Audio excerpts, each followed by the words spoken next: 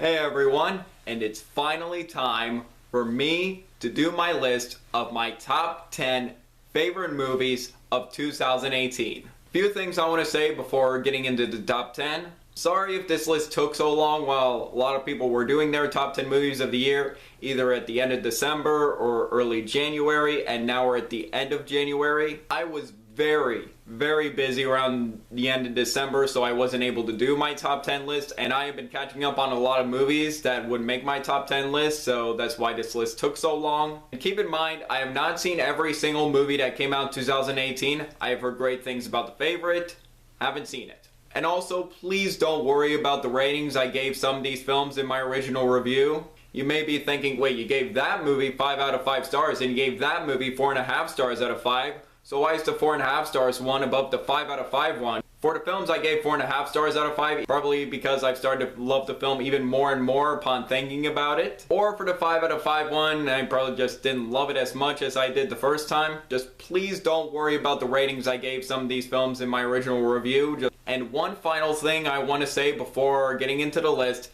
This is all entirely my opinion. If you have a different opinion on some of these films in this list, that's fine. I respect your opinion. These are films that I enjoyed watching the most in 2018. And before we get into the top 10 list, I have 6 honorable mentions, and they're all sequels.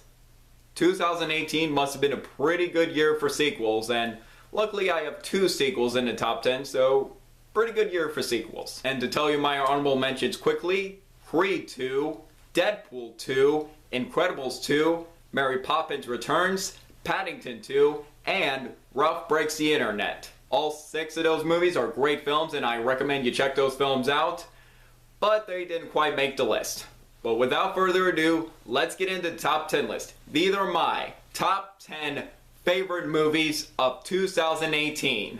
Starting off the list at number 10 is one of my favorite films in the MCU right now, Black Panther. Now, in my original review of Black Panther, I gave it 5 out of 5 stars, and then I saw the film again in theaters with my brother. I did have some flaws with the film upon its second viewing, is that the effects and the climax were a little iffy, but I still think this is a great MCU movie. Ryan Coogler is continuing to be a talented director with Fruitvale Station, Creed, and now this.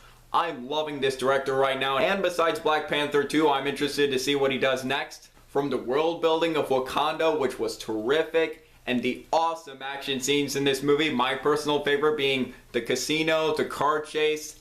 That scene was awesome, one of my favorite action scenes in the MCU. And also have a fantastic cast playing some awesome characters in this movie. Chadwick Boseman is continuing to be a great choice as T'Challa, aka Black Panther, and I love the supporting characters too. All 3 awesome women characters, Nakia, Shuri, Okoye, all 3 of those characters are awesome. But especially my favorite character in this movie, and my second favorite MCU villain, Eric Killmonger, played amazingly by Michael B. Jordan. And this is a villain with understandable motivations and an emotional backstory. Although you disagree with what he's trying to do, at least you understand where he's coming from, and I thought he was a terrific villain, one of the best villains in the MCU. And I'm also happy that right now this is the first superhero movie to be nominated for Best Picture, and I think that is awesome. Although there were films in the past that I think are deserving more of a Best Picture nomination, Dark Knight, Logan, those films I think are more worthy of Best Picture than Black Panther, but you know what? Better late than never. I'm really happy about Black Panther's success,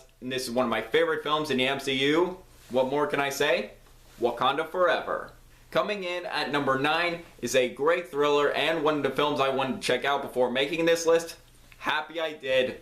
Searching. This was such an engaging thriller that had me glued to the screen, literally, since this film takes place on a computer screen from beginning to end. And this movie is similar to the movie Unfriended, which honestly is a movie I really don't like, but thankfully this is much better than Unfriended. And the twists and turns in this movie that had my jaw dropped and made me shocked and go, oh no, just no, oh god no. And I love it when a movie can make me go like that. But what makes this movie truly work is the fantastic lead performance from John Cho, and honestly, this is his best performance.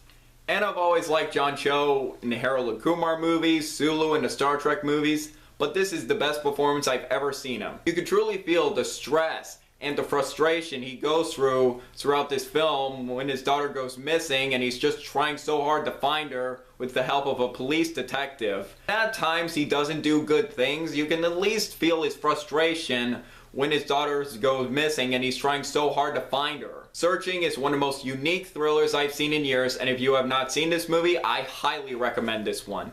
Coming in at number 8 is the most suspenseful movie I have seen in 2018, and that is John Krasinski's A Quiet Place. This movie was the definition of non-stop tension throughout its 90-minute runtime.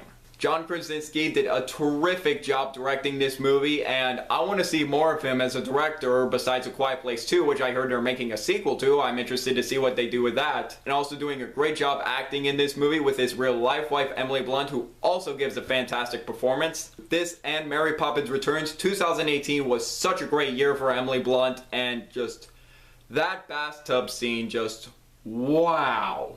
And also great child acting too. Both are excellent. This movie had me on the edge of my seat. I didn't want it to end, and I was actually upset when this movie ended and the credits started rolling. I was like, oh no, you were setting up something awesome, but you just ended it there. Oh, don't end it there. Overall, A Quiet Place was a fantastic horror movie. John Krasinski, great job directing this movie. I loved A Quiet Place. Coming in at number 7 was a film I actually got to see recently before making this list. Happy I did.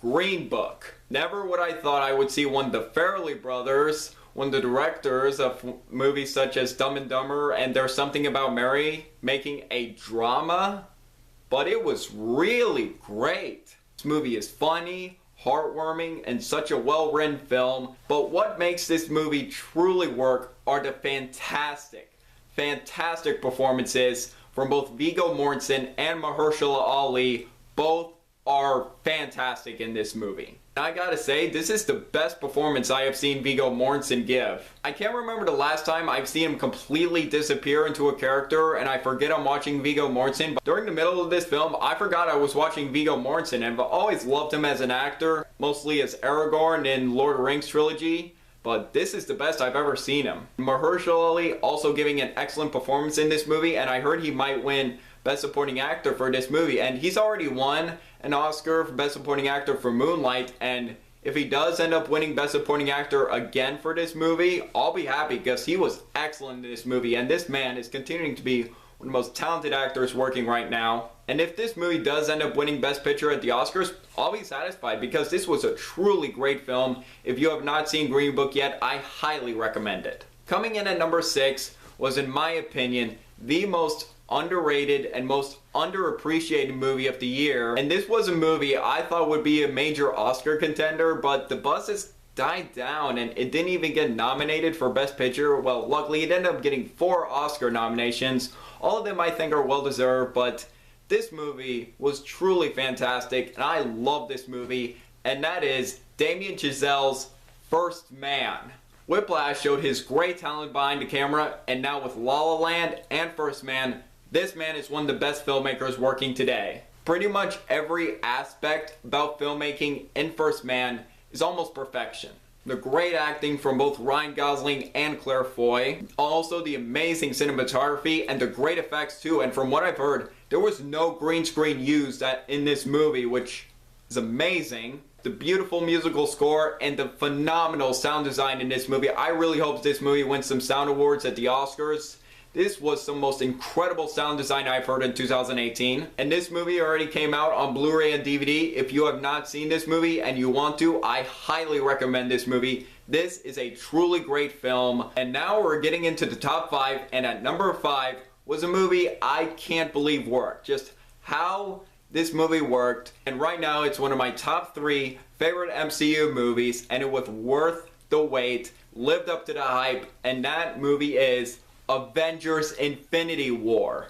Now this is a movie that shouldn't have worked, balancing so many characters in this movie and so many stories and the tones while introducing a new villain that we were waiting to see. It's the first film where Thanos is the main villain, and just I am amazed at how successfully the Russo brothers has pulled off this movie, balancing each characters, the stories, and the tones. Just, it is amazing what they did with this movie. And also the top-notch cast in this movie. Everyone cast gives it their all. They are great in this movie. But most of all, Josh Brolin is incredible as Thanos, and he is the best MCU villain yet. Like Eric Killmonger, you disagree with what he's trying to do, but at least you understand why he's doing it. You understand what he's trying to do, and that's what makes him a great villain, while also being menacing. And just, Josh Brolin absolutely killed it as Thanos. Pretty much everything about Infinity War was great, from the action, the effects, the comedy, the drama.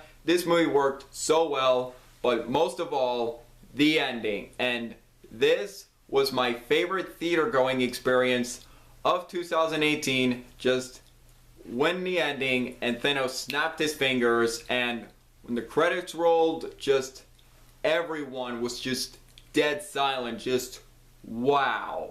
And to say this right now, my favorite ending of 2018.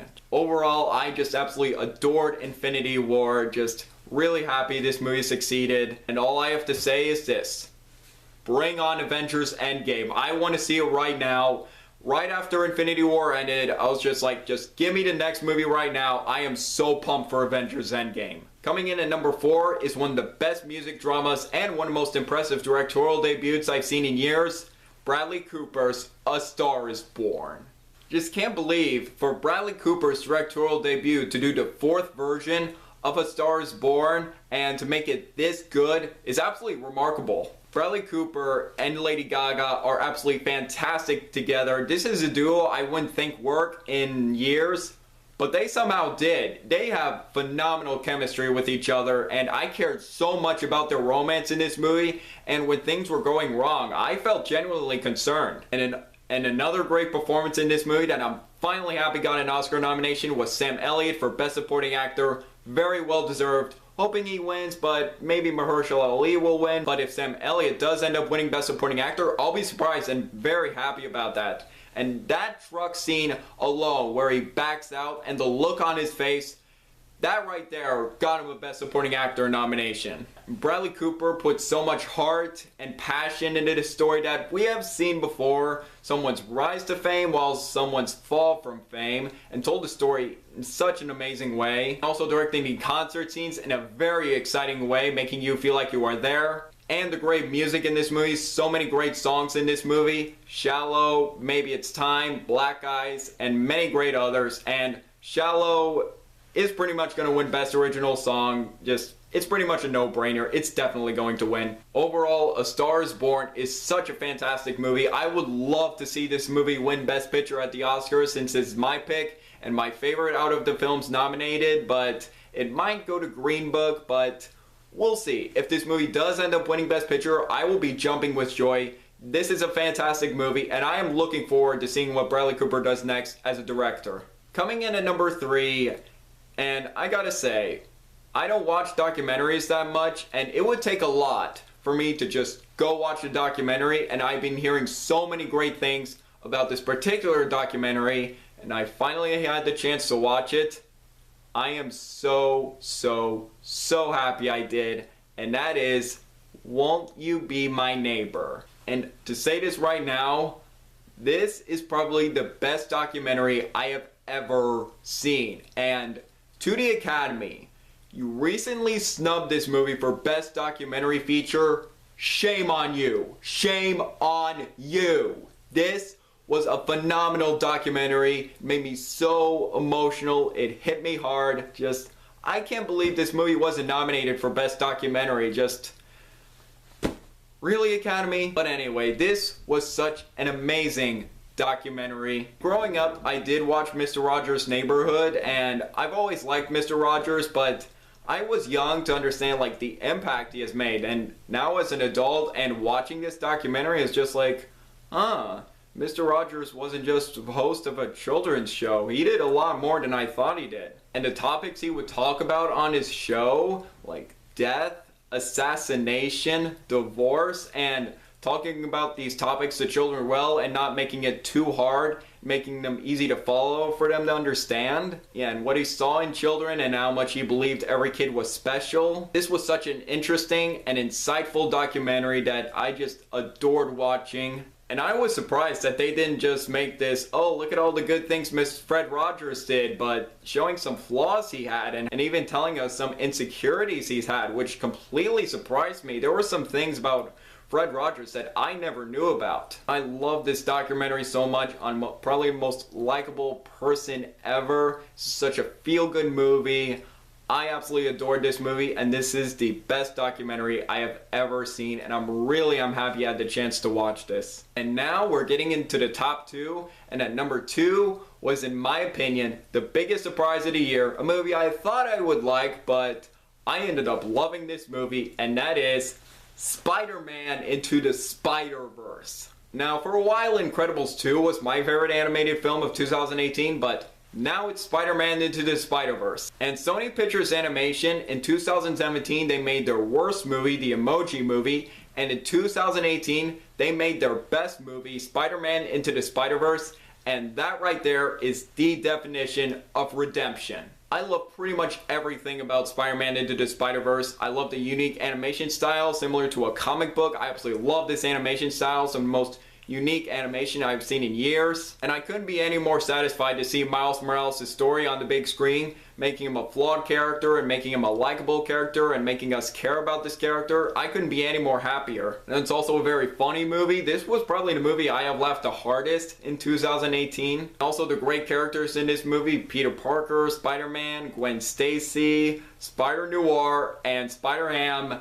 and latter of those two, Sony Pictures Animation, please make spin-off movies of those characters. I would love to see that. Both of them were hilarious. This was one of the most entertaining movies of 2018, beginning to end. I love this movie. And I also want to mention just probably my favorite Stan Lee cameo ever, and how this movie paid tribute to Stan Lee. Just beautiful. Just absolutely beautiful. Rest in peace, Stan Lee. You are a legend. And I am hoping Spider-Man Into the Spider-Verse wins Best Animated Film at the Oscars. It absolutely deserves it.